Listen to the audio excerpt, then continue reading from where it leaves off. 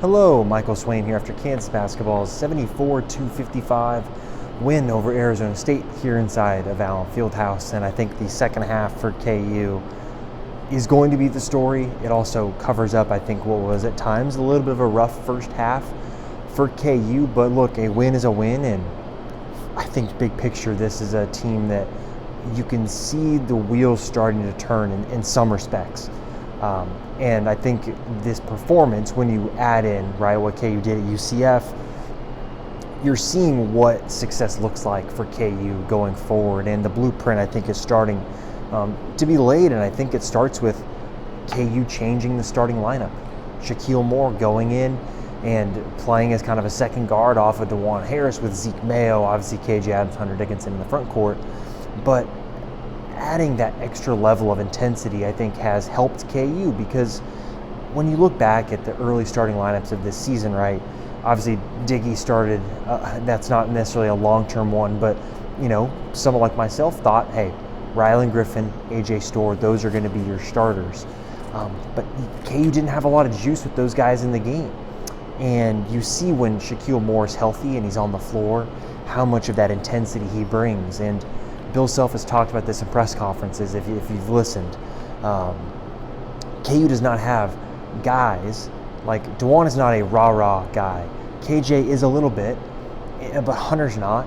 And so Shaquille Moore brings some of that intensity and that energy to the starting lineup. And I think you can see it. In these last two games, KU's starts have been a lot better. Now look, Arizona State made some shots. They made some tough shots in the first half.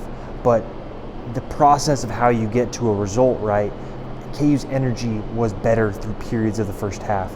And then look, things got a little hairy at the end of the first half. I think there's probably a broader conversation to be had about AJ Storr and where things are at right now. It's ugly. -7 in 3 minutes.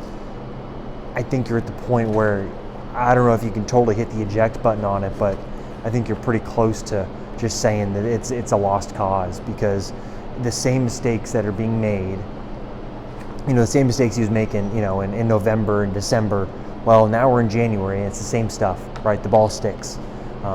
The focus and being locked in isn't there. And so as a result, you know, there's a reason KU's trailing at halftime, and I think a good part of that is because of the minutes AJ Storr gave you, right? 2 turnovers, a foul, like, it was not good. And as a result, there's a quick 7-point burst for Arizona State to make it a 6-point lead for Arizona State at halftime. And then AJ obviously doesn't play in the second half, and for KU in the second half, that energy and intensity went up a notch. And I thought it was really interesting that KU went and started to press full court. That's not something we've seen Bill Self teams do very often. Occasionally it'll happen, but consistently.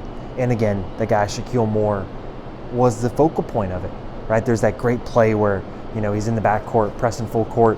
He kind of shimmies in front of a dribble handoff, I guess, if I'm remembering it right? Gets the dunk. Like, that's a huge play for KU, right? That's an energy and intensity play that I just don't know KU was getting 2 weeks ago or in late December, right?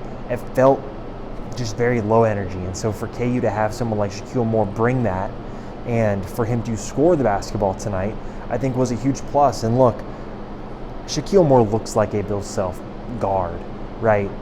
He's not Frank Mason, but same build, same way of trying to attack the rim, and it just fits. And I think Shaquille Moore helps unlock a certain part of this team. And look, rotations-wise, I think Bill Self's figuring it out. It's KJ Adams, Hunter Dickinson, and Floyd Badunga. 2 of those guys are going to be out the court at the same time. I probably have differing opinion than Self on that one of where the minutes allocation should go. But look, that's what KU's doing right now, and it seems like that is somewhat working. Now you look at the backcourt. Well, then you've got someone like Rylan Griffin who can come off the bench and spell Shaquille Moore for a period. And then you've got Rylan, Zeke, and DeJuan on the court, and you got 2 floor spacers then. Like, you can see the rotation starting to fit with this team. And look, right now it doesn't look like AJ Storr is one of those guys, right? He's the 9th guy. He's the guy getting the spot minutes when Rylan Griffin, has some foul trouble or has a tough moment, right? His minutes are not guaranteed. And that's a big change from what I think a lot of us expected going into the year. But that's the state of the things right now. So, as a result, KU obviously starts the second half really well. What was it, kind of a 13-3 run or 17-3 run? KU holds Arizona State to 13 points in the second half. I think it's the fewest points KU's allowed in a half in over 10 years. The KU stats department were saying it was 2013 against TCU, they said, when they had 9 points in a half. But this was a great half of basketball for Kansas, and one that I think you look at the defensive play that KU had. What does Bill Self talk about? Can you make your opponent play poorly? And that's what KU did in the second half. It's not relying on getting yours on the other end and outscoring a team.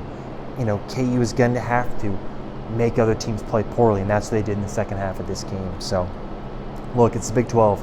There are more competitive games coming. Just because KU plays well against UCF and Arizona State doesn't mean they're going to go play well against Cincinnati and Iowa State. KU's got to continue to play with high intensity, high energy, because it helps make up for the deficiencies the team has, right? You're playing two bigs basically all the time, and you're going to have to play certain ways to overcome that in college basketball these days. So for KU, it's a good start now, or a good response, I should say, to the West Virginia loss. But look, there's a long way to go. I think there's still going to be more ebbs and flows to this season. But for right now, KU has found, I think, some answers to some questions that we all had. And the Big 12 is so good now that I think you're looking at it and saying, well, what type of question is going to be asked next that KU has to find an answer to? That remains to be seen. So thanks as always for watching the videos. Make sure you subscribe to the YouTube channel. Like the video as well. Thanks as always. We'll talk to y'all later this week.